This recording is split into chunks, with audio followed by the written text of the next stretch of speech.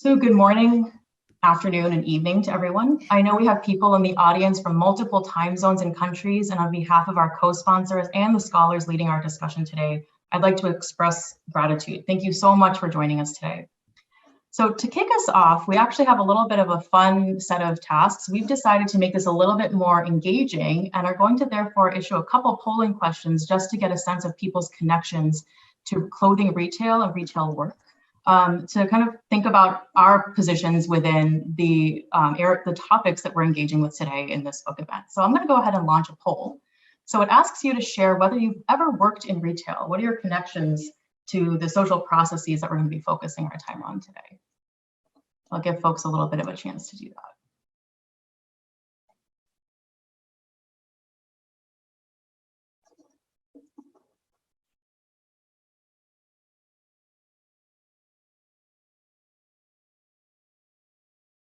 Ever worked in retail?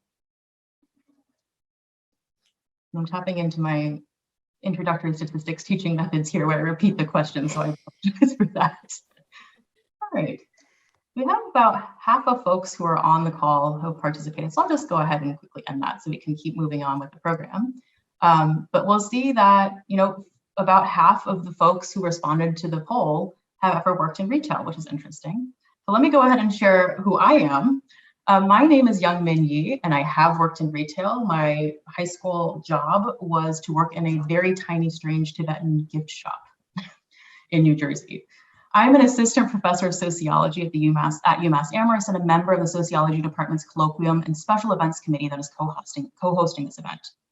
I want to note this event was made possible by an array of co-sponsors: the UMass Amherst departments of anthropology, economics, sociology, and women, gender, and sexuality studies, the College of Social and Behavioral Sciences, the School of Public Policy, and the Institute for Social Science Research. So we extend our gratitude to all of those groups for making this event possible.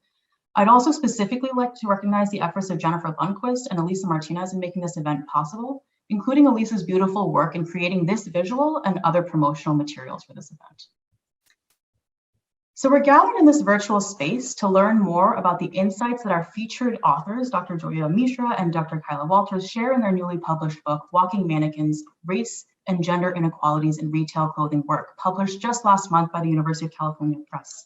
So I'm going to go ahead and share a link to the page for the book.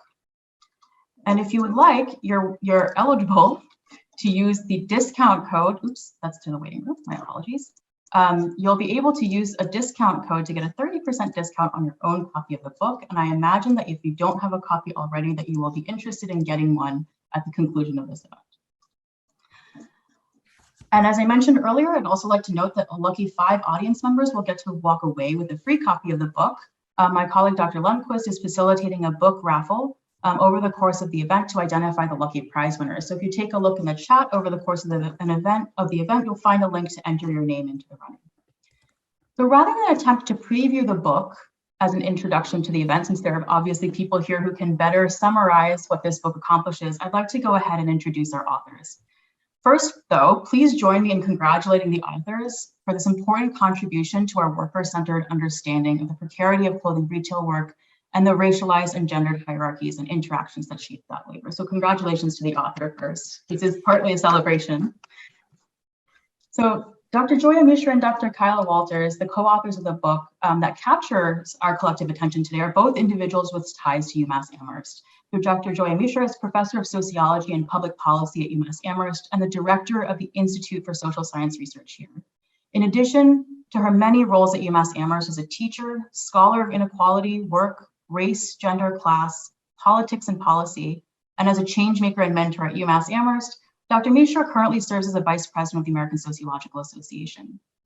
Dr. Kyla Walters is assistant professor of sociology at Sonoma State University, and we are proud to note a graduate of the UMass Amherst Department of Sociology, where we are proud to say that she completed her PhD in sociology in 2019. Dr. Walters' research elucidates the racialized and gender dynamics that shape and structure interaction in the domains of education and work, expertise that she translates into the classroom through her pedagogical innovations, which I was very excited to read about. So now I want to invite folks to participate in a second polling question where we're going to dive a little bit more into our interactions with the retail clothing industry. So this is a question about your experiences as a customer, right? So what's your experience been like shopping for clothes in physical or brick and mortar stores? So I'll give folks a moment to answer that question.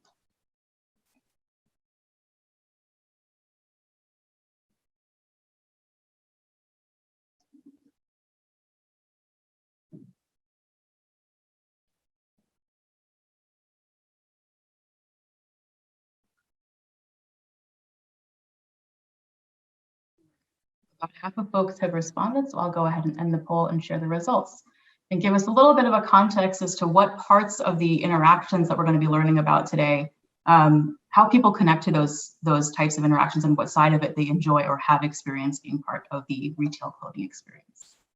So I've shared the results. I think that gives a little bit of context about people's experiences that are in this virtual space. And now I'd like to turn it over to the authors. So please join me in welcoming the authors, Dr. Joya Misra and Dr. Kyla Walters, to our virtual stage. The floor is yours. Thank you. I'm going to stop your sharing, Min, if I can then share. Oh, excellent.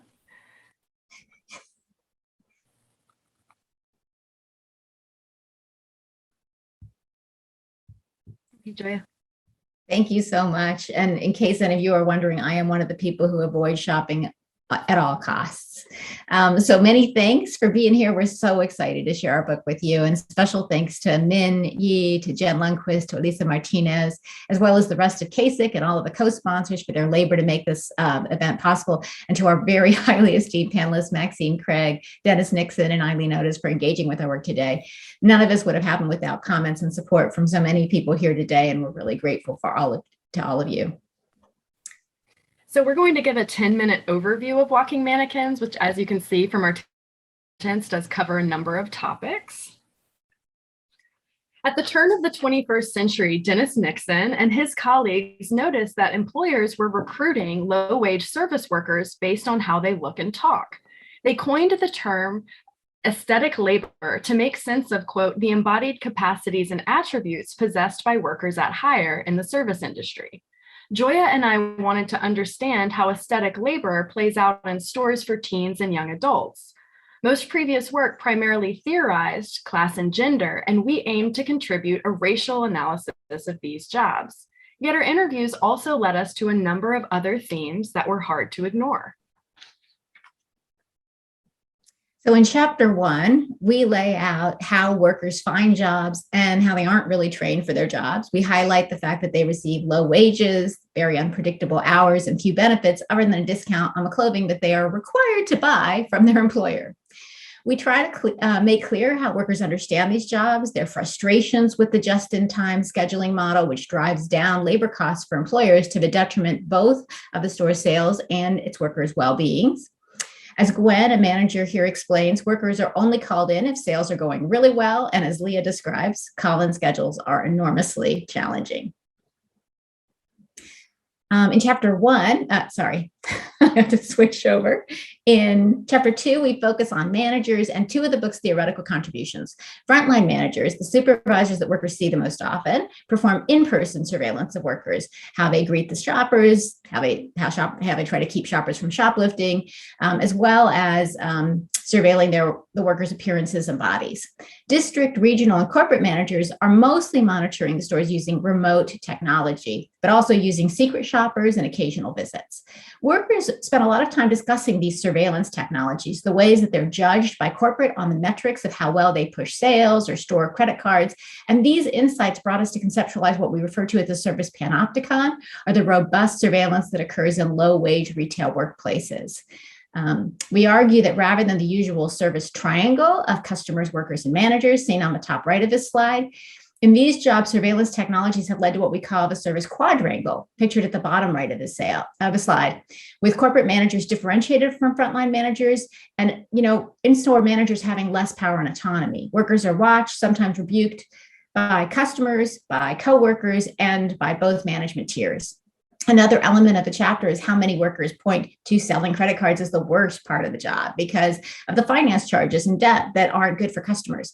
Carmen, here in this quote, is describing how the service panopticon, which captures her credit card sales at the cash register and then also serves to discipline her in the break room.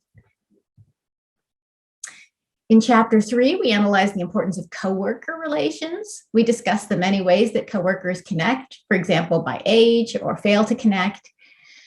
While white workers like David see the workplace as inclusive, workers of color, particularly Black women like Pauline, were less likely to form relationships with their coworkers in predominantly white stores.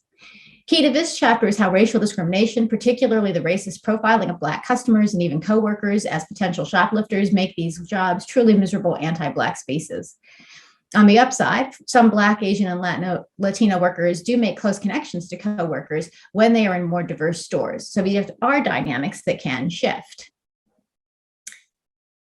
Chapter 4 considers the emotional labor that workers are expected to do, how they must manage both their inner feelings and their outer expressions of emotions. And we find interesting trends with the men we interviewed most unhappy about having to carry out emotional labor, as in Frank's quote here, and women seeing it as kind of a more normal part of their days.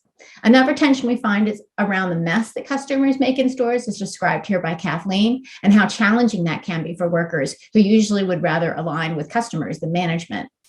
We also find gendered racism in that customers are pushier with women of color workers. When customers blow up at workers, it's often women, but both white men and white women describe how men intervene in some of these situations. For Black women, when a customer goes off, they really can't rely on their customers and their coworkers in the same way, which likely reflects their lower level of connection with coworkers and the uneven benefits from worker solidarity within the service panopticon. And so as into part 3, or with chapter 5, our shift focus to aesthetic labor, exploring the expectations for how workers look in these stores. As subjects of the branding process, workers are hired based on their appearance and styled by their managers to ensure that they reflect the brand appropriately. Company appearance policies vary. Stores at both lower and higher price points may have more flexible look policies, usually when they're targeting a wider age range. While the stores owned by Abercrombie are particularly stringent, as touched on by both of the quotes on this slide from Charlotte and Liz. We argue that race is central to aesthetic labor in these stores, establishing racial beauty hierarchies that bring together white dominance and anti-Black racism as reflected in the skin tone, hair texture and style, and other physical traits of workers. In addition, the stores police body size and engage in sexualized practices like Abercrombie's shirtless greeting, which you can see on the slide. These practices leave many workers uncomfortable about the base values the stores reinforce, while also exacerbating inequalities by race, gender, and class. Chapter 6 examines how workers wear the clothing as on-the-job uniforms. Many of the stores require workers to wear their merchandise. Store managers even ask them to sport the newest fashions, which are released about every 3 to 6 weeks and mean that a large portion of their paychecks stay at the stores. Workers are used as a captive market, and many resist this role. In addition, the workers are expected to wear the clothing in very particular ways, which their store managers reinforce when they surveil them every time they walk in the door for a shift. Workers are also expected to model the clothes for customers who make very personal comments on their bodies at times. While workers expect customers to ask questions about how jeans fit, if the sweater's itchy, and so forth, they do find some customers' remarks rude. And we also show how women have more consistent concerns about the nature of this appearance-based, while men are much more likely to feel pride in doing aesthetic labor. So in the final chapter, we think through the future of retail labor, especially brick and mortar stores, given the pandemic and the growth of online shopping. We contend that as long as these stores emphasize routinized customer service following scripts from corporate, low wages, inconsistent scheduling, the customer service that could save retail is being undercut. We also emphasize that these scripts and the just-in-time scheduling reflect the way that technology is restructuring retail labor for the worse, looking for short-term rather than long-term profits. Our final remarks highlight the irony of how these stores emphasize values of equity and inclusion, particularly due to lawsuits and the Black Lives Matter movement, even as they continue to reinforce racialized, gendered, and class beauty hierarchies. But there is a little good news. Companies that target a broader and more diverse customer base are actually more profitable. And even Abercrombie now shares a wider diversity of sizes and greater diversity in its advertisements and workers. I go to their website and look at them with a lot of fascination, given how different it was when we were collecting this data. Finally, we end with a discussion of the importance of strengthening retail labor organizing, greater solidarity, better labor laws, and customer boycotts. Our goal in writing this book was to amplify retail workers' voices and show how race, as well as class and gender, are embedded in every aspect of this work. We really hope it comes across, and we thank you all for being here today.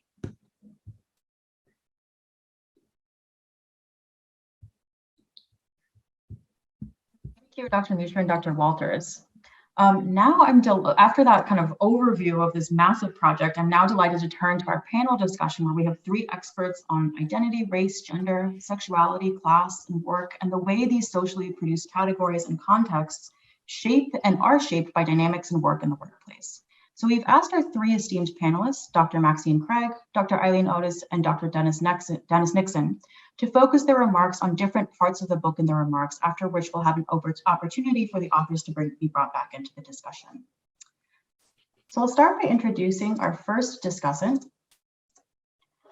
Dr. Maxine Craig is professor of sociology at the University of California, Davis, and a scholar of the embodiment of race, gender, and sexuality.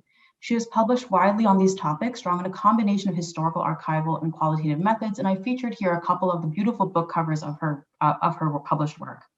In 2002, she received the Best Book Award on the political history of ethnic and racial minorities in the US from the American Political Science Association's section on race, ethnicity, and politics for her book, Ain't I a Beauty Queen? Black Women, Beauty, and the Politics of Race.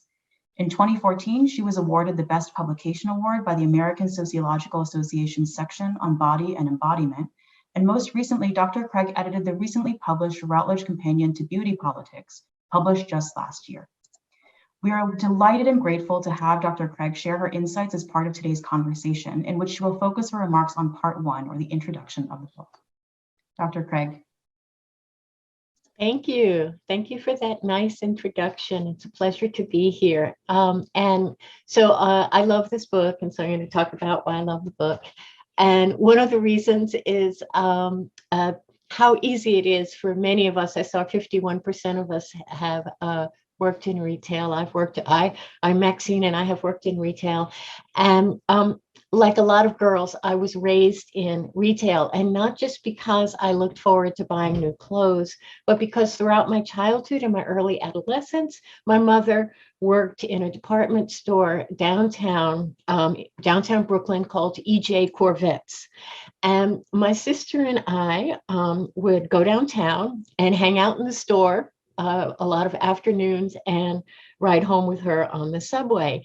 I have this memory of when I first started needing bras, my mother on a 15-minute break, because she only had 15 minutes, helping me try on these bras over my clothes, and all of us really laughing about this. So I spent a lot of time in stores. I also remember that she had to carry all her wallet and anything she needed for the day in a transparent plastic case. So there was surveillance in those days. And I thought, how rude that my mother had to carry everything in this plastic case while she was working. So she had a regular schedule that included one night a week, because at that time in New York, all of the stores were open till 9 p.m. On Thursdays. And she told us stories about the people she worked with, and we knew their names because she worked with these people for years. So we knew these characters by name. Now, my mother's job was not a good job. But as this book displays, the meager rewards, meager financial rewards, and the rewards of dignity, which her job offered, no longer exist for retail workers. They don't have the camaraderie of workmates that you get to know and annoy you over the years. The sustained relationships. They don't have the steady paycheck, which my mother had. And most importantly, they didn't have the regular schedule that made it possible for a woman raising children to keep this job. So, and in many ways that Joya and Kyla describe, the work has become more difficult, right? Because of the just-in-time scheduling and fewer workers, the endless labor involved in keeping the store neat and tidy is relentless and impossible, which leads to crankier customers, which as the conditions for workers go down, the conditions for customers go down, which means the customers are crabbier. So all of this has made retail work unsustainable for anyone with children to care for, or classes to attend, or bills to pay. And as this book makes beautifully clear, without regular schedules, scheduling itself becomes a system and mechanism of control, right? Where being placed on the schedule becomes a reward instead of a basic element of one's job. So retail work has transformed into a job that workers have to leave. Stores rely on an endless supply of young workers who like the fast fashions that they sell, look good, and are not meant to last.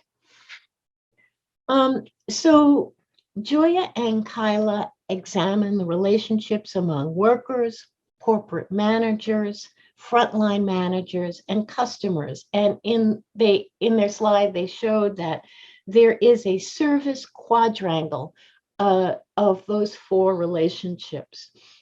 Through the words of workers, this book presents a vivid picture of a system that does not serve customers or workers or frontline managers. The book even suggests, as Joya said at the end, that it may not even serve corporate interests if corporate interests are selling clothes. If corporate interests are primarily selling credit cards, it's doing a bit better.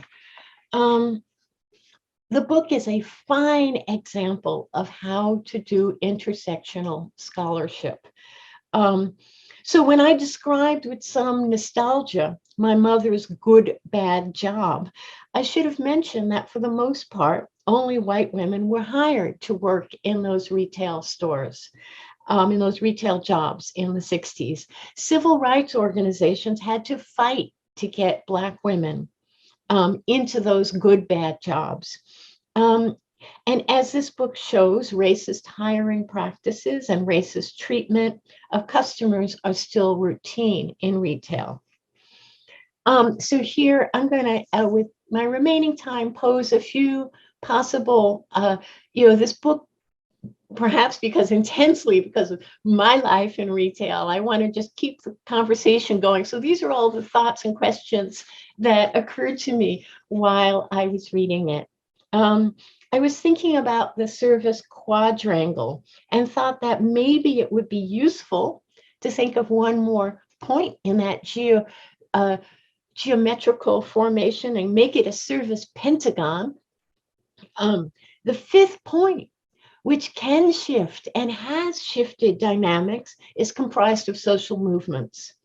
There's a long history of labor movement, civil rights movement, anti-racist movement, engaging in pressuring retail through boycotts, through picket lines, through unionization efforts, through public relations campaigns, through class action suits. And we can think of how stores that routinely, overtly discriminated had to become covert, how Abercrombie and Fitch, in its very performative way, is trying to shake off the memory of its racist practices, how Lululemon had to respond to its body shaming of its practices that the CEO engaged in, and how companies like Athleta use displays of diversity to brand themselves as not Abercrombie and Fitch, right? So I think social movements and activism have a place in pushing that quadrangle and, you know, giving a bit more power to the workers, perhaps, and to consumers. Something I wondered without the book, and I know, you know, you have your sample, I do your kind of work, and I know what it's like to work with a sample around 55 people.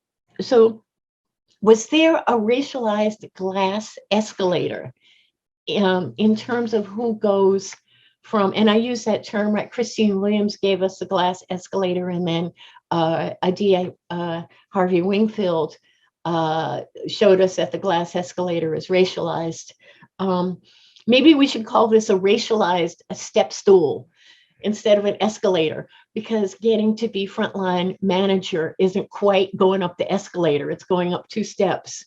But it seemed, you know, and you didn't have that many managers, but more of them were male. So I was wondering if that was going on, like, and along those lines, did people talk about their desires in terms of their fantasies about what better job they were going to get, and did that ever include retail? Is there more to say about just-in-time scheduling and body readiness? Like, as a person with a lot of hair, like, for me to be ready at a moment's notice to race into work would be a problem, you know? And for someone who you know, might have a limited array of acceptable clothing, right? That needs to be clean and not smelly and ironed and all that. Like, what about the body work, the body readiness of being ready for just-in-time scheduling? If you have to work in flip-flops, that's the weirdest thing. I haven't been in those stores. I'm like, what? They're in flip-flops for 6 hours? You have to have your toenails painted, right? So, you know, like, what does it mean to have your body ready 24/7? Okay, did they talk about that? Having a body on call. I wondered about the role of fantasy. Selling clothing is all about creating desire. And I saw that kind of misrepresentation fantasy also playing out in the workplace. Like, so you've got uniforms that are not uniforms because so supposedly they're just the clothes that the workers put on. They're not. In fact, it's even a problem if they all turn up. So it's this thing like, you chose this, but, you know, if they all show up and it looks like a uniform, then that's problematic. But it is a uniform because they have to wear it. But it's not a uniform because they pay for it themselves. And right, and, you know, sales clerks are called anything but sales clerks. They are called associates, they're called talent, they're called models, they're called impactors, they're called cast of, they're called team members, they're called brand representatives. So, right, there's this fantasy that operates as part of the process of not calling things what they are. And I guess my last thought was, and this is probably, again, drawing from my own experience of spending, like, when I say I grew up in stores, I really did. Like, this was where we hung out. We never bought anything. We just hung out. And so was there a tension between stores as places of leisure for teens and places of commerce? You know, I think of how Abercrombie and Fitch is described as a place that's trying to make itself seem like a club. But how do you get people to, like, move on? You know? And was that ever an issue? Didn't come up. I don't know if, certainly cafes, you know, have to manage this. And I was surprised that this issue didn't come up. Maybe it doesn't come up. I don't know. So those are my thoughts about this. And I look forward to the discussion.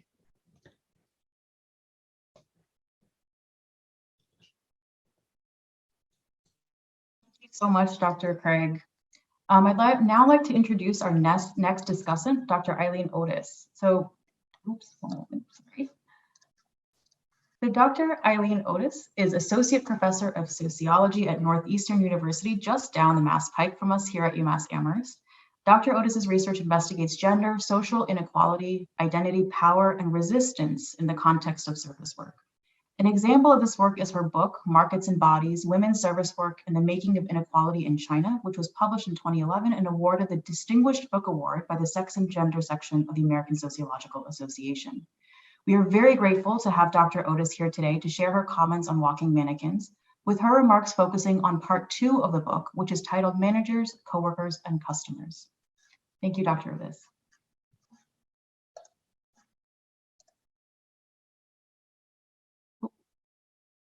You're muted. Okay, just trying to find my cursor so I can unmute.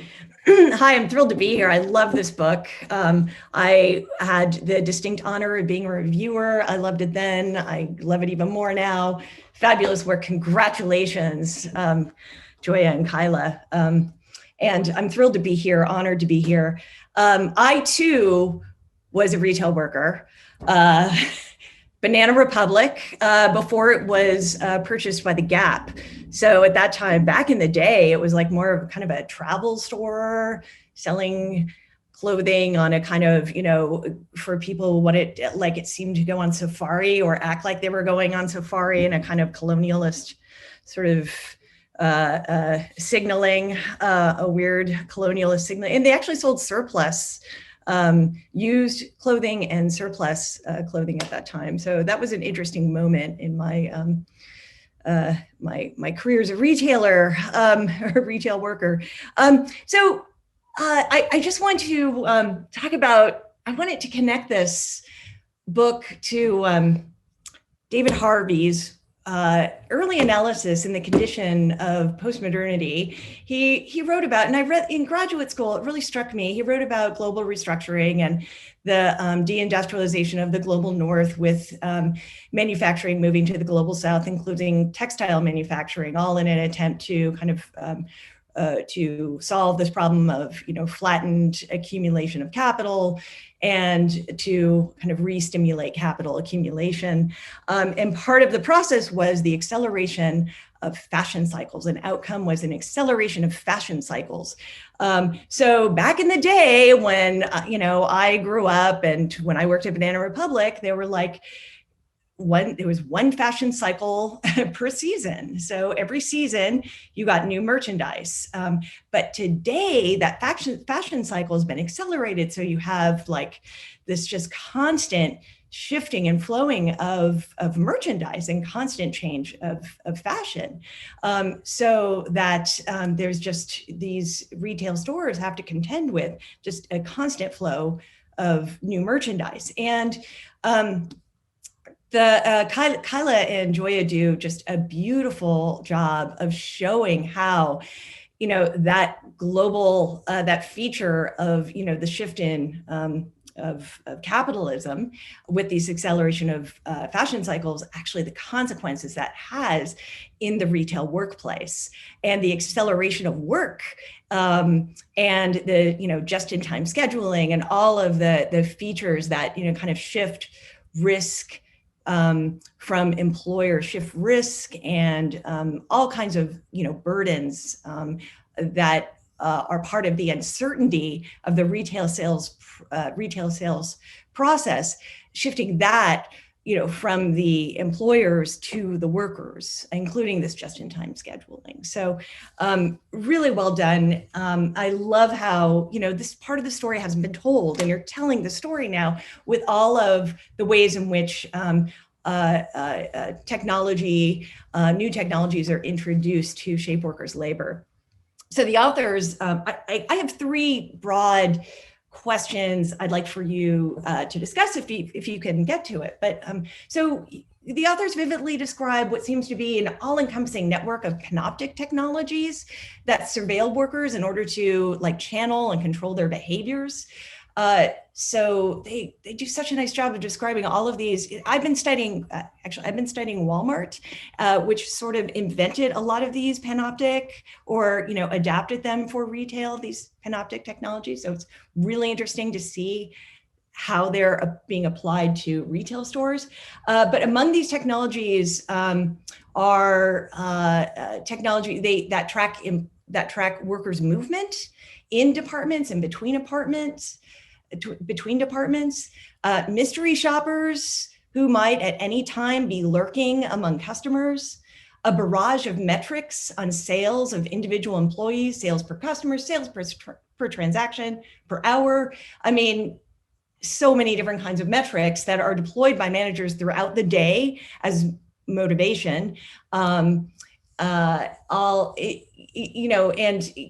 they're deployed per hour to encourage workers to sell more within an hour. So this constant consciousness of how much they're selling, constant consciousness of their performance.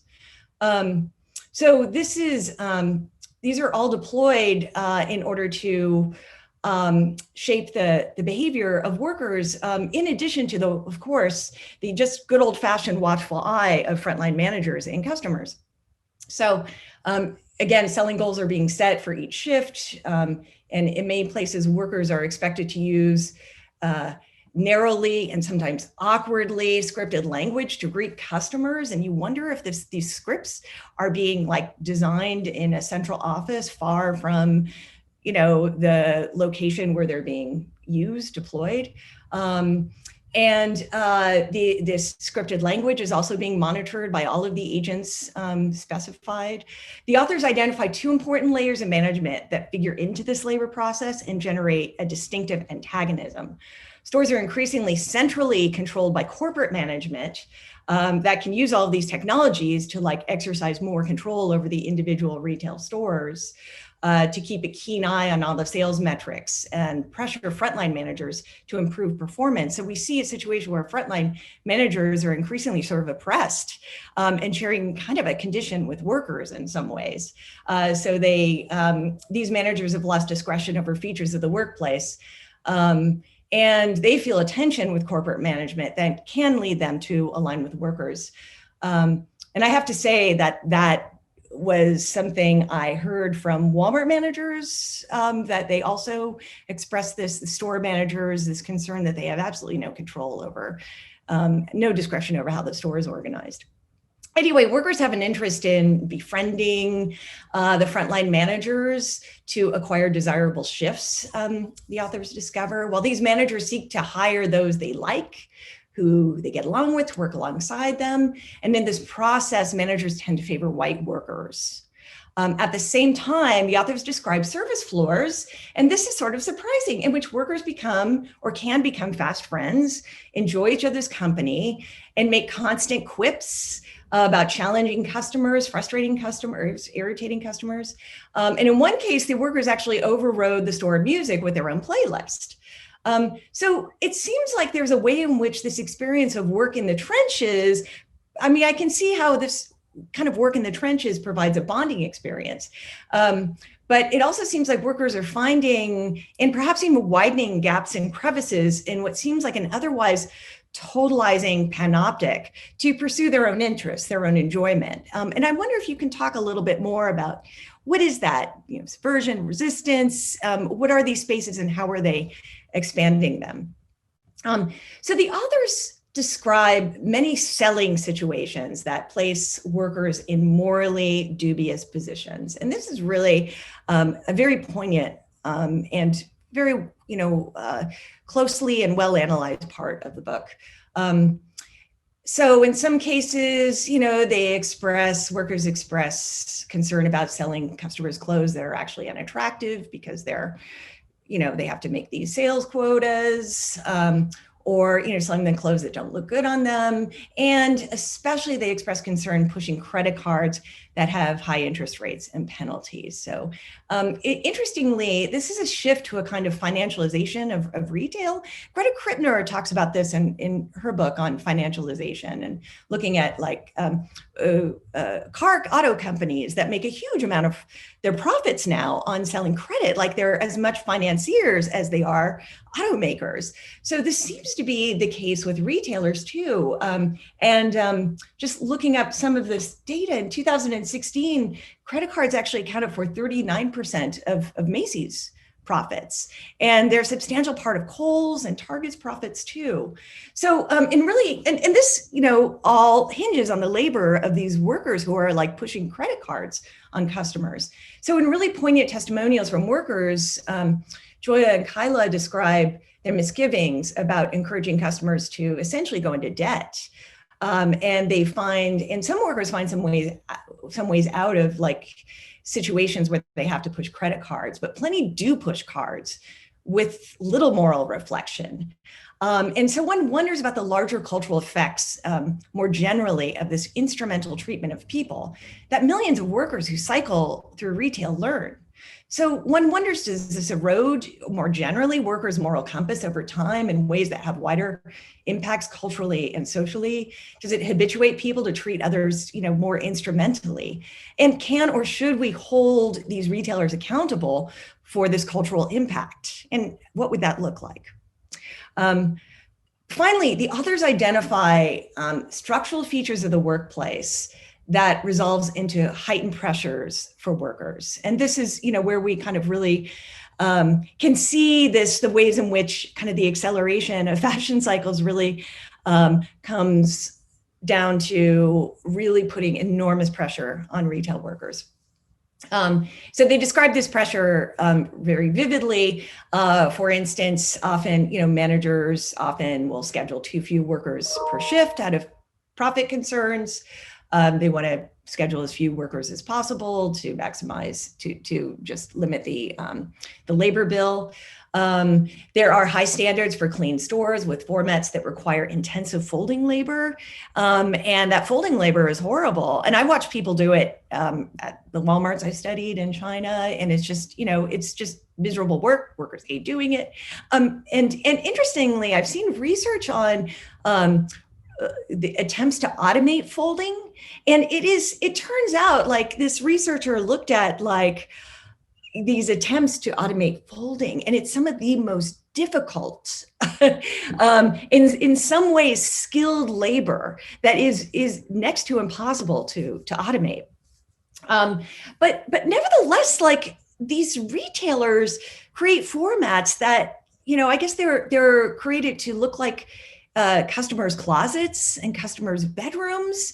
So there are these stacks of folded clothes, and one can imagine like all kinds of other ways they could arrange the clothing, like over poles. Anyway. Your work compelled me to think about this, so as to minimize that labor, but they don't, because they probably want to create a space that looks like your closet or your drawer. So another feature of the workplace that pressures workers are really flawed and non-functional inventory systems. So this is amazing to me, that with all of this high-tech panoptic surveillance, these retailers really are not able to keep track of their inventory, which makes it really difficult for workers to help customers find inventory. And because the inventory is constantly shifting, and the floor of the retail floor is constantly, like the format of the floor is constantly moving to make it look novel all the time and to accommodate new merchandise, like workers just don't know where anything is. And customers get pissed off at workers because they're like, oh, are you more experienced? Like, what's up? Like, how come, you can't help me? And then the customers tend to blame the workers for this. So they're really in this impossible situation. But something that the authors really do such one strong analytic feature of this is this racialized consequences of these new burdens. So these pressures intensify race inequalities, especially with women of color bearing the brunt of angry customers. It seems that angry, customers are much more likely to take out their anger on women of color than they are on white women or men. So they will more readily unleash their anger because of stores that are messy or because they can't find a product. So they really, women of color then bear this burden of increased emotional labor. So they have to manage their own frustration over angry customers and perform this sort of, internal labor in order to repress their own frustration and placate the customer. I wonder if the customer tendency to unleash anger on many women of color in turn impact like their performance ratings. Does it further stigmatize them in the workplace, distance them from white managers and colleagues? I mean, does it make it seem like they're troublemakers and somehow like that the victims, that they are as victims, that they're blamed for the angry customers? So I wonder if you could reflect on how this, might have impacted like their scheduling and their pay rates and their performance evaluations. And I will stop there. Well done. Thank you for this book. I loved it. Thank you so much, Dr. Otis. And so finally, as our last discussant, and certainly not least, we have Dr. Dennis Nixon. Dr. Nixon is professor in service work and employment at the University of Strathclyde. And to today's discussion, Dr. Nixon brings insights and expertise from his extensive research on the interaction and identity in work and employment, focusing particularly on the context of service and retail work. He, along with his colleagues, Chris Warhart and Ann Witz, developed the concept of aesthetic labor essential to the book we are learning about today. And Drs. Warhart and Nixon published a book under that title, Aesthetic Labor, in 2020. Dr. Nixon also currently serves as the editor-in-chief of the journal Employee Relations. We thank Dr. Nixon for sharing his insights with us. His remarks will focus on part 3 of the book, which is titled, appropriately, Aesthetic Labor. Thank you very much. And like everybody else, a huge thanks for inviting me to this event. And it's a pleasure to talk about this book and to congratulate Joya and Kyla for such a fantastic piece of work. And it's especially interesting for me because you may or may not have known I was one of the original reviewers for your piece in Work and Occupations. And at the time, I was very complimentary about the paper and the manner in which it shed a lot of light on the dark side of service work, and particularly clothing retail. And of course, later publications by Kyla considering race and sexualization were integral to some of our arguments in the book on aesthetic labor. And so within that kind of context, I was delighted when I was approached to actually provide an endorsement for the book and was glad to do so because I knew that I'd be reading a high quality research monograph. And just as a bit of an aside, I think there's a really interesting thing here in the sense that there's a fantastic tradition in American sociology of these really great workplace studies, which I think we've kind of lost to an extent in the UK. And I just think of this book alongside a number of other books that I've either read or reviewed recently, such as the work of Nancy and Peter Adler, Rachel Sherman's fantastic book, the fantastic book by Eileen, Yasmin Besson-Casino's great book, and Amy Hansar, amongst many others, all of which have really enhanced and enriched our understanding of service work.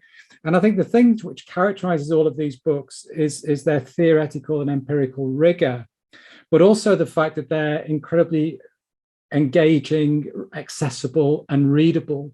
And I'm not a sociologist by training. I actually did my first degree in industrial relations. My background was I actually left school at 16 and was a trade unionist for a number of years before I went back eventually as a mature student.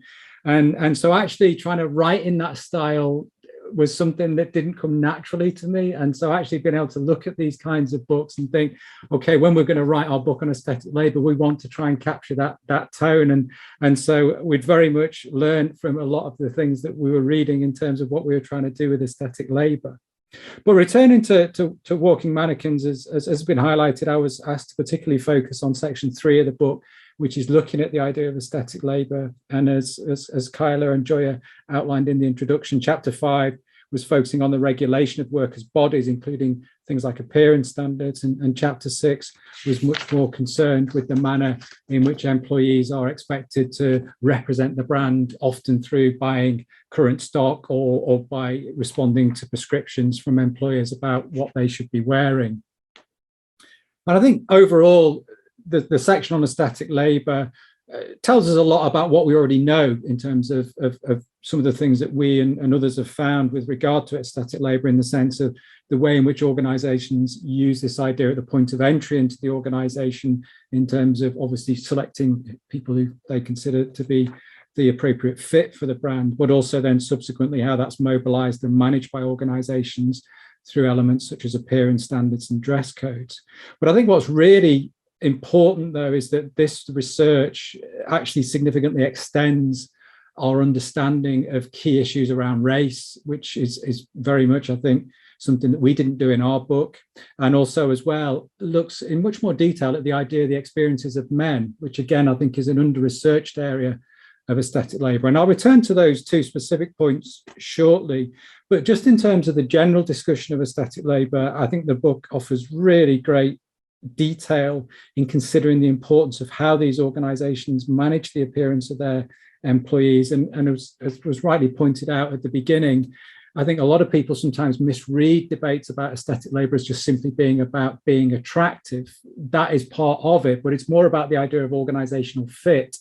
And I think one of the things that's really interesting about this research is, of course, the different aesthetic requirements depending on the brand, so that we have things like the ultra heightened emphasis on all facets of appearance at somewhere like Abercrombie and their affiliates, the less demanding aesthetic requirements at somewhere like the fast fashion driven Forever 21, and then perhaps edgier looks at the likes of Urban Outfitters.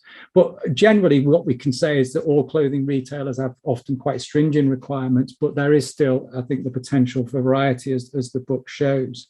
And there's some great detail here about what organizations are doing. And I really picked up on lots of really interesting little things. The level of detail in the data was fabulous, but also as well, what that means for employees in terms of how they experience it. So I like, for example, it talked about the whole idea of sometimes having to wear things like shorts and flip-flops in winter, because that was the brand requirements, and how workers would actually feel that this was dehumanizing, embarrassing, and uncomfortable.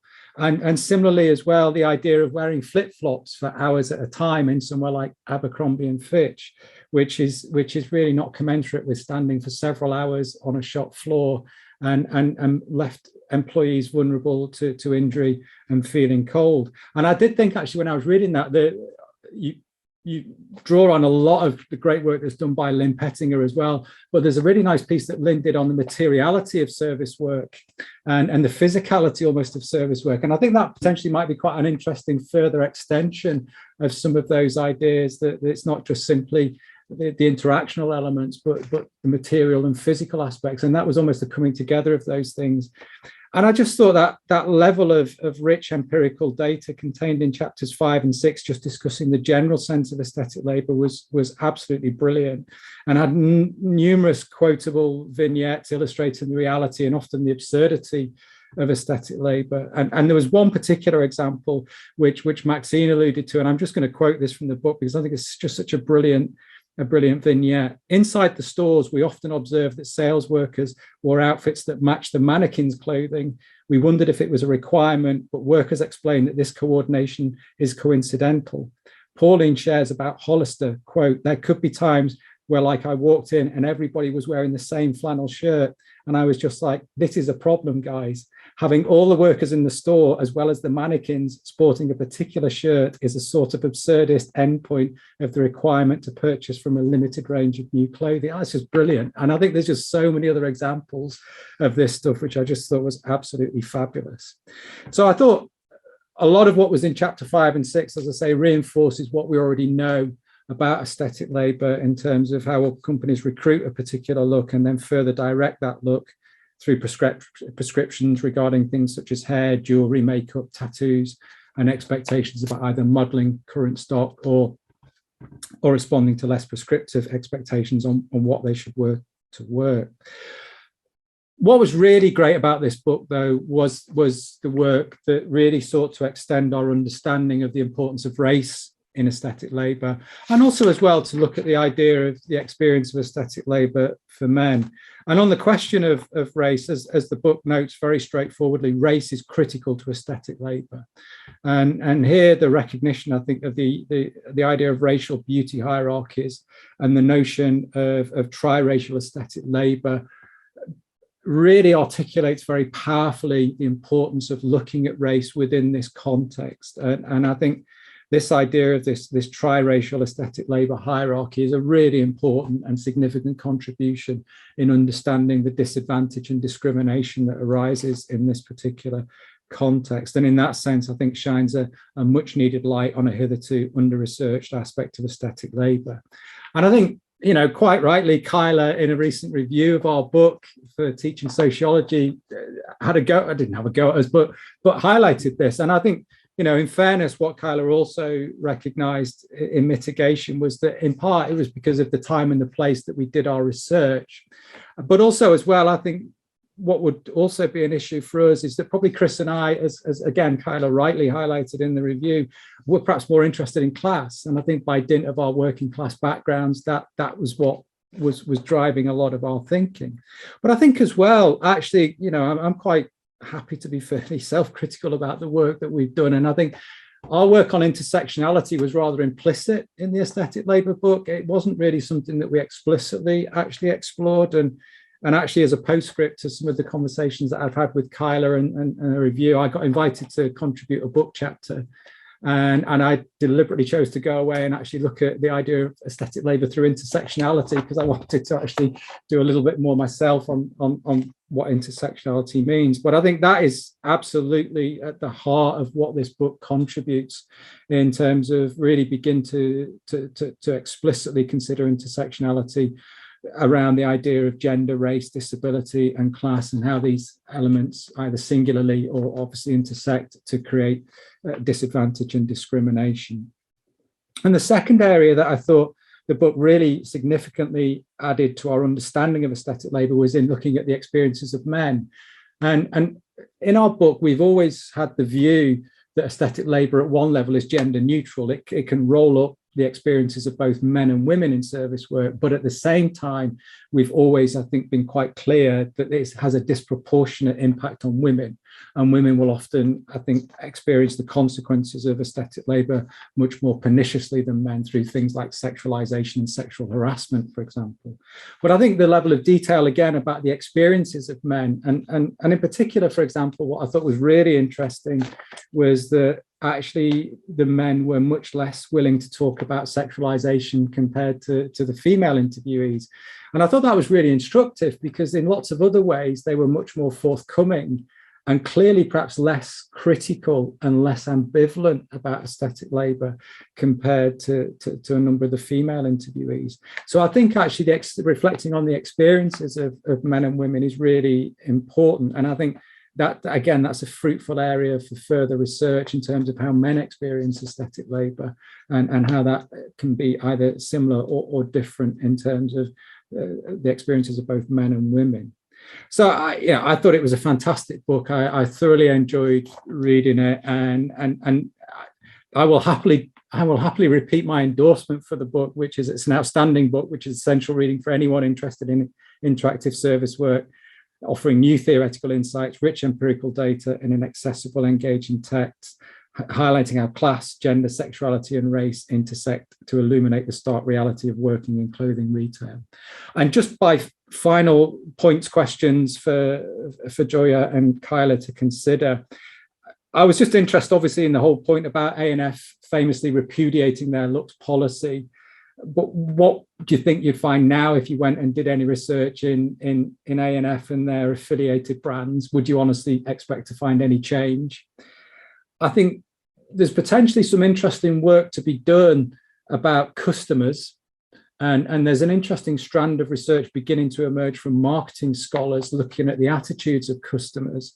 And also as well, just rolling up the idea of worker consumers. I always think it's quite interesting when you get employees to reflect on their experiences as consumers too. So if they're experiencing aesthetic labor as employees, what do they think about that when they're customers? And how do they think about their experiences as customers if they work in retail, but they go into a restaurant or they go into a bar, for example?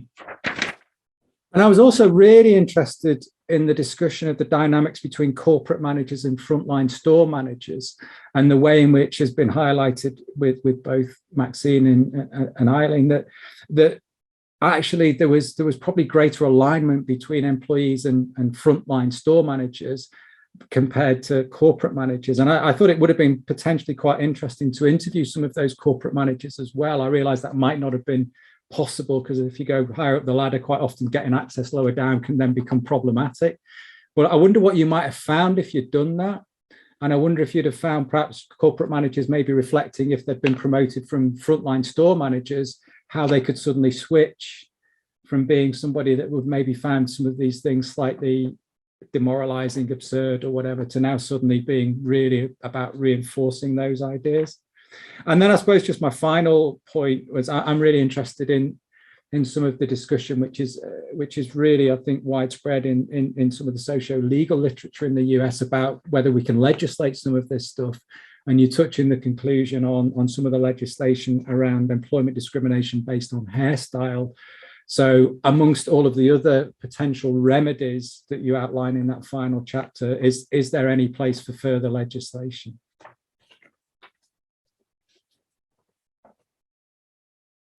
Thank you so much, Dr. Nixon.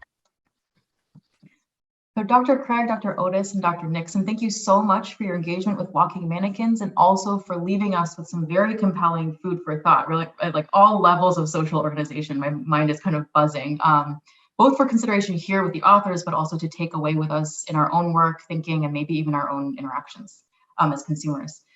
So please join me once more in thanking our panel of wonderful discussants.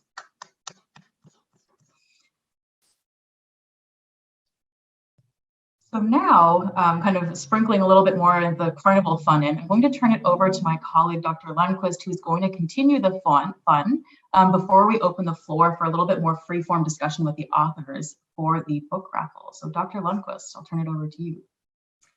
Great, thanks so much for this great panel. And now we turn to our 5 potential winners. I'm going to share my screen, and I'd like to credit Erica Scharer, whose idea I stole from with her book release panel, in which her book is called The Power of Numbers for Social Justice, great book. And they had this wheel sharing, and we're going to do that now. Okay, can everyone see that? Okay, great. So let's start first. And I just want to assure everyone that there is no Vanna White-like aesthetic labor being used in this wheel spinning process or hand modeling, which is good since I bite my fingernails. All right, our first winner. And we will be mailing this to you in the mailing address you put into the form.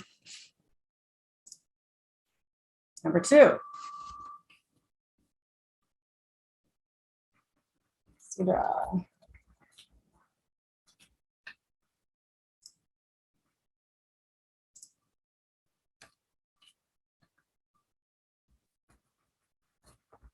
Sanjeev Gupta. And our final 2.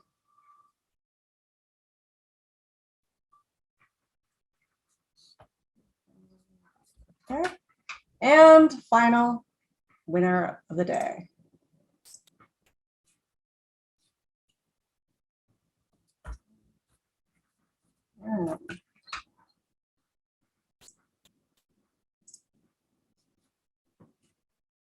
All right, well, congratulations to all 5 of the winners. We'll use the information you provided when you submitted your names to the raffle to get in touch with you about how best to get your prizes to you. So now I'd like to open the floor, and Dr. Misra and Dr. Walters, I'll probably kind of just let you decide how you'd like to engage, whether it's to open up the question more broadly or to maybe start with a couple of questions that really that got you thinking over the course of the discussion panel. So I'll turn it over to you.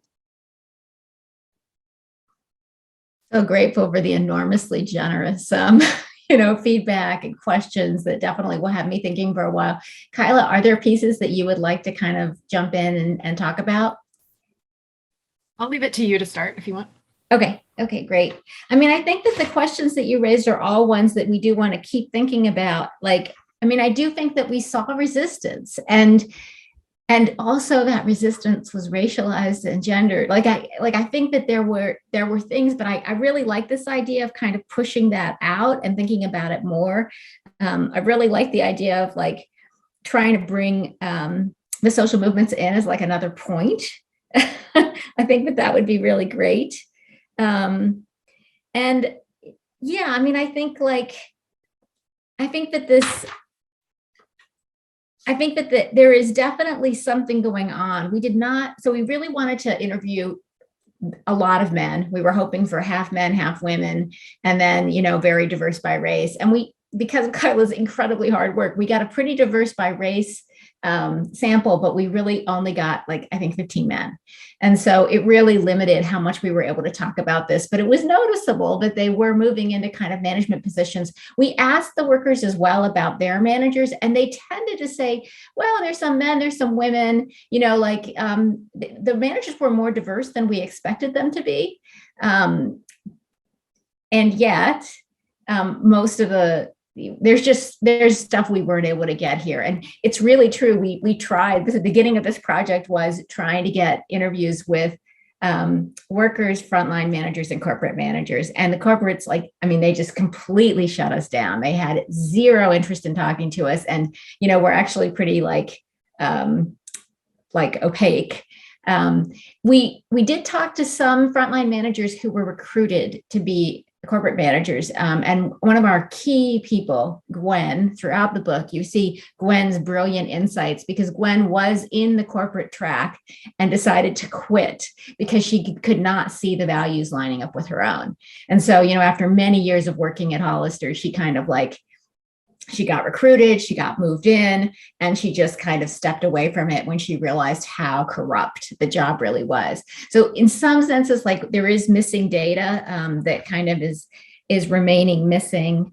Okay, I'm looking at some of these other points. I do think that this point of fantasy is great too, Max. I mean, I think that that's really worth thinking more about, because it was fascinating to us to hear these workers talk about the way they were kind of being asked to act as if they were working in a nightclub and kind of act like they were supposed to flirt, right? They're supposed to flirt with the customers and make them think they have a chance with them. Even when they themselves, especially the men would talk about how uncomfortable it was for these very, very young tween girls to be kind of hitting on them, and their, uncertainty about what to do in those moments. So I do think that there's a lot of fantasy that is being kind of presented in these spaces. And then, I think what was so fascinating to us is that there are people who work in the stock rooms and there are people who work on the floor. And occasionally, if it's really busy, people from the stock rooms are brought to work on the floor. But it's kind of there's the fantasy in the front of the store, and then there's this kind of misery in the back of the store, and the way in which those workers are treated, even worse, if it's possible, even worse. Yeah. So I think I definitely want to keep thinking about those issues more. And I'd love to do this research now and understand better, what it looks like in an Abercrombie and Fitch now. My kids were teenagers. My son was a child, I guess. He is now 16 though. So I was in these stores a fair amount for shopping reasons. We say in the acknowledgements, so I feel really bad that my kids had to watch me always trying to confirm findings by asking more questions. But I do think it is fascinating how much since George Floyd's murder, these websites have changed. I really think that that's interesting. And I don't know what that means. I don't know if the customer base has shifted in any way, or whether it remains a fairly white middle-class customer base, whether this is kind of more of the ways in which white folks kind of use, it's just sort of a gross use of diversity as kind of a, making people cooler. I think I think this is an open empirical question, that deserves follow-up to try to understand what is happening in the stores now. What are some other things? I'm just so grateful that you all took this in the ways that you did, and that you appreciate the things about the book that we do. This was meant to, we wrote this book for the workers. We wrote this book for our students who are retail workers, and we wanted them to see their experiences and, kind of held up. And,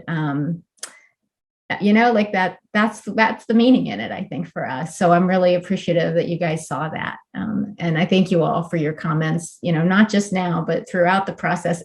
All three of you, your scholarship completely shaped what we were doing. Eileen sat down with me before I went to Doha, because I started thinking about doing this work in the malls in Doha, Qatar. And she sat down with me and talked to me about her research and helped me think about how I could carry it out there. And then when I lost that data on my way back, I had to reconceptualize this with Kyla as like a US project. And, again, like all three of you, your work was always in our heads. It was always there. So thank you.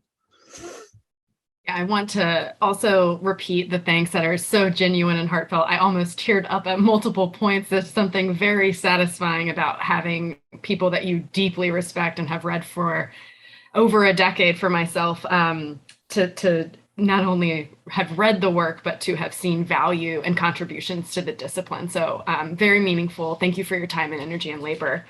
I just want to touch on a couple of the questions. I'll be very brief so that we can open it up if there are other questions. To Joya's point about wanting to uplift workers' voices and the connection to our undergraduate students, that's very salient in my everyday life at Sonoma State University, where the vast majority of my students are currently working, and a good chunk of those folks are working in retail, for better and much, much, much worse. And so I hear about retail constantly. Yesterday, I had a 15-minute conversation with an Old Navy worker who's one of my students, who has a deep issue with the selling of credit cards specifically. And her point was about the racialized manner of how the stores are exploiting her human capital as a bilingual, light-skinned, perhaps white-passing Latina, and that they have purposefully stuck her on the cash register so that she can sell the credit cards in both languages, in English and Spanish, depending on who's there.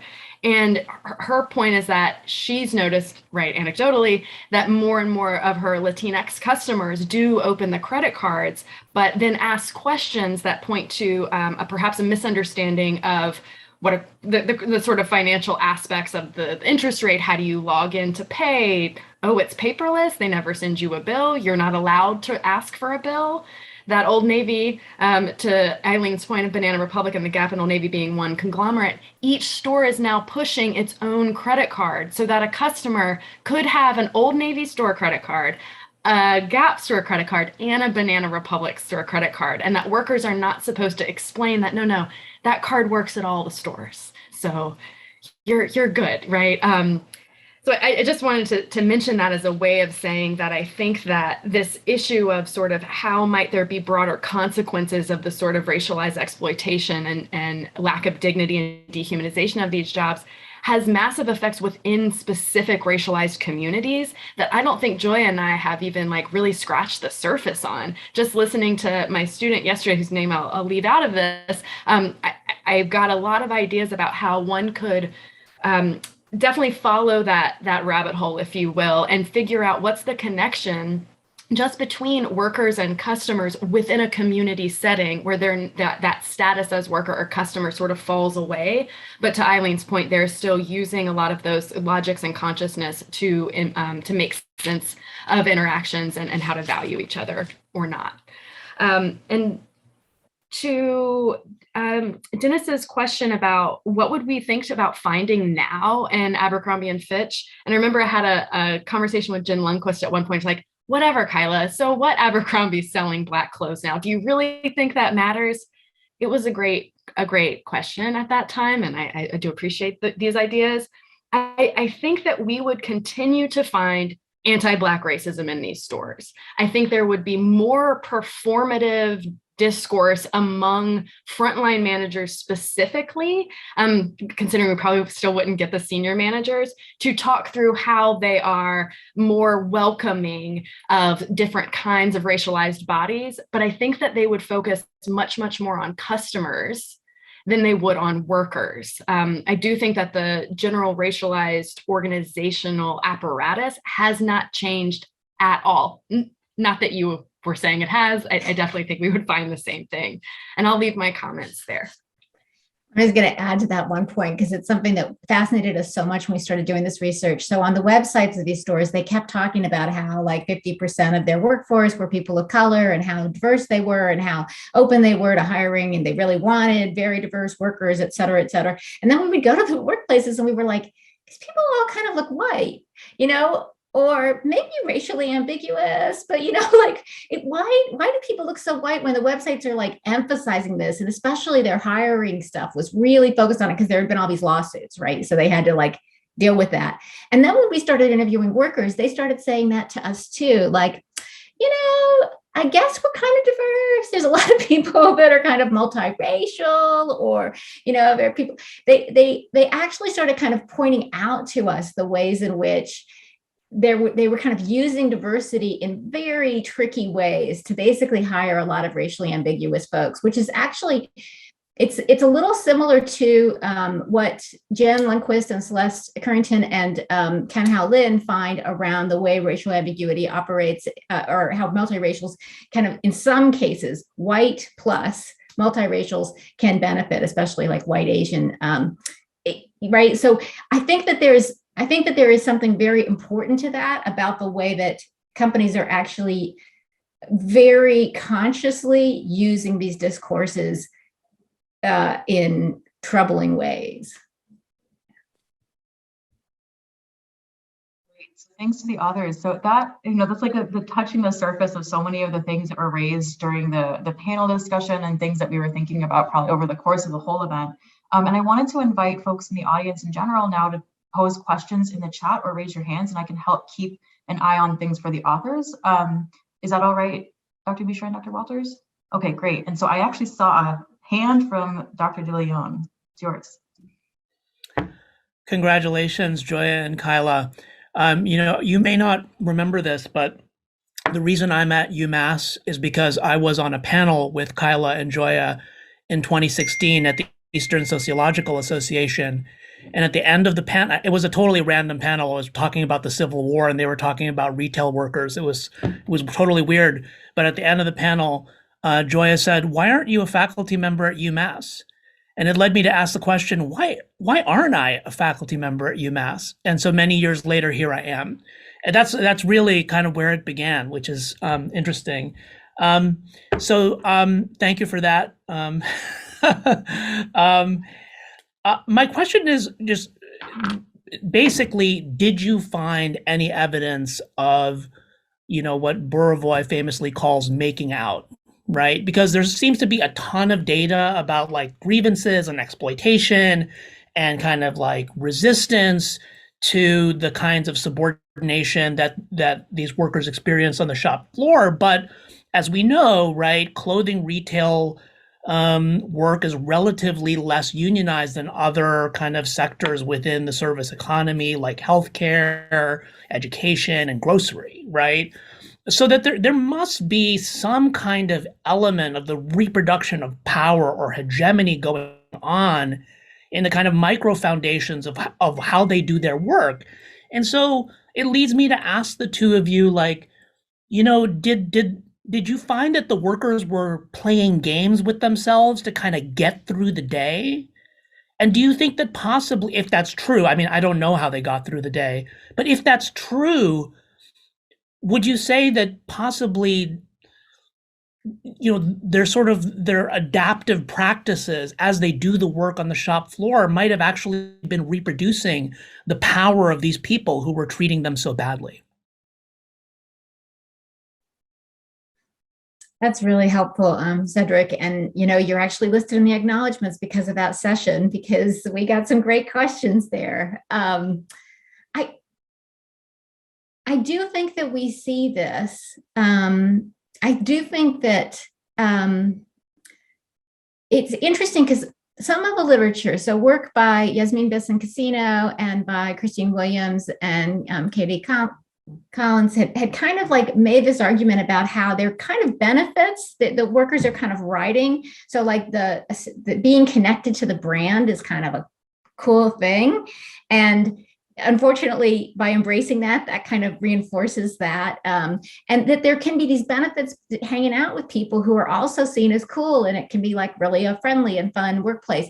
So part of what we really were trying to do with the book is to show how that may be true for some workers, right? For some white workers in particular, but it wasn't true for most workers. Like for workers of color, those connections didn't really happen. You know, I mean, they were dealing with a lot of racist coworkers and racist customers, and so that kind of doesn't play out as effectively. So, Kyla, do you want to add to this? Yeah, and I would also, great, Joya, and thanks for these questions, Cedric. I do remember feeling that was a wonky panel.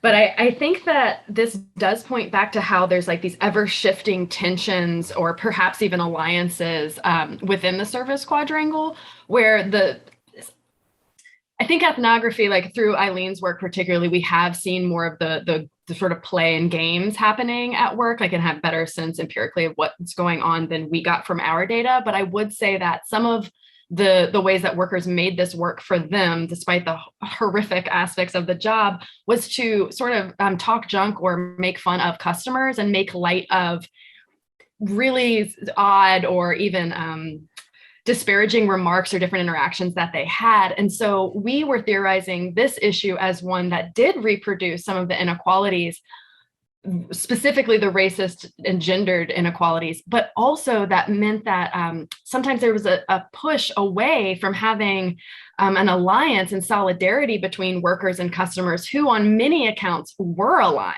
Especially with workers identifying customers as having particular interests that corporate was against, right? And so I think that the ways that customers interacted led workers to start to treat them in a demeaning way, if at a distance. Thank you. So I see a few questions in the chat. One of them related to the topic that you were just discussing, Dr. Walters, about solidarity between customers and retail workers. So I'll invite you to kind of expand on that if you'd like, but I wanted to fold in a second question that I noticed that might be partly relevant. And to the person who posed the question, please feel free to jump in if I'm misrepresenting your question. But there's a question here about whether the dominance of a low road model in clothing retail might be suggestive of the fact that customers are willing to accept poor service in exchange for discounts, right? So that might be that case, but did you observe any exceptions to that apparent model in your sample? So kind of combining, I'm sandwiching the two questions together in case that's a fruitful way to think about it.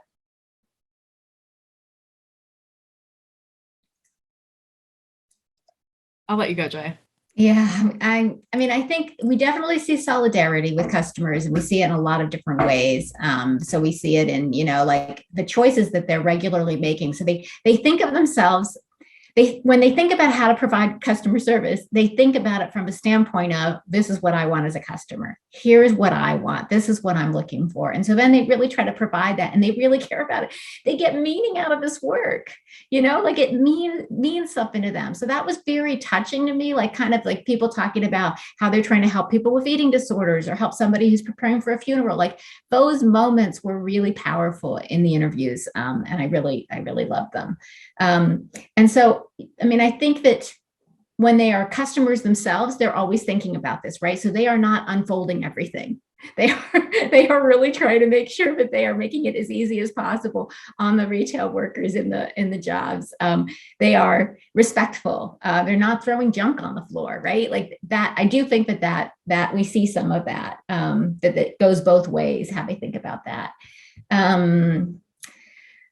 I mean, I think that this is a hard one because it does seem like customers are kind of willing to accept poor service in exchange for like kind of badly made clothes that are going to fall apart really quickly, that are part of this whole fast fashion model. It does seem like that. On the other hand, the customer boycotts are pretty interesting. So I do think that customers have concerns about how badly the workers are being treated, even if they're willing to accept really bad merchandise for low prices. So I wonder if there isn't kind of some space in here. What we're seeing is the younger generation. So this is pretty clear in literature, but among millennials and Gen Z, there's much more of a sense that rather than like consume, there's kind of a thoughtful consumption model. And that's, maybe overblown. Capitalism is pretty powerful. It tends to kind of turn everybody into consume. But I have to have hope. Like, I'm kind of excited and hopeful that we could have a future in which this is less powerful as a model. I have to admit, I think it is still pretty powerful. We're almost at time, but I did notice there's one other kind of big question in the chat that I wanted to catch before kind of we close out the meeting. And I see a hand from Maddie Hurt, so maybe we can find a way for you to connect after the close of the event. But the question posed in the chat asks kind of for your next book, I wonder how comparing this type of female-dominated retail work with other types of retail where more men work, might help flush out some of the ways race and class operate, as well as the role of aesthetic labor. And some of the examples provided around retail where more men are disproportionately represented include things like AutoZone or Home Depot. So I'll plant that there as one of the closing questions to round out the event. Yeah, I think that's absolutely right. And I appreciate that point, Regina. And I think that some of the work that's been done, especially in the UK, has sort of tried to get at some of these other sectors and like thinking about hotels and restaurants in particular, as well as other retail industries where men are more predominant. I also would wonder in those instances how uniforms are part of the aesthetic labor to help signal organizational fit, and how that affects sort of these hiring decisions of who's going to look right in that sort of lumberjack like outfit, right? Like, who do we immediately think of as going to look right in that, and therefore who fits the job. So I would love for someone or people on the call to continue that stream of research. Great. Well, thank you so much. That brings us to time. I want to thank everyone in the audience for kind of joining us for this really invigorating and important discussion. I want to thank the panelists, and please join me in thanking the discussants again. And I'd like to once more thank the authors and congratulate them on their work. Congratulations and thanks for sharing your insights with us. Have a wonderful day, everyone.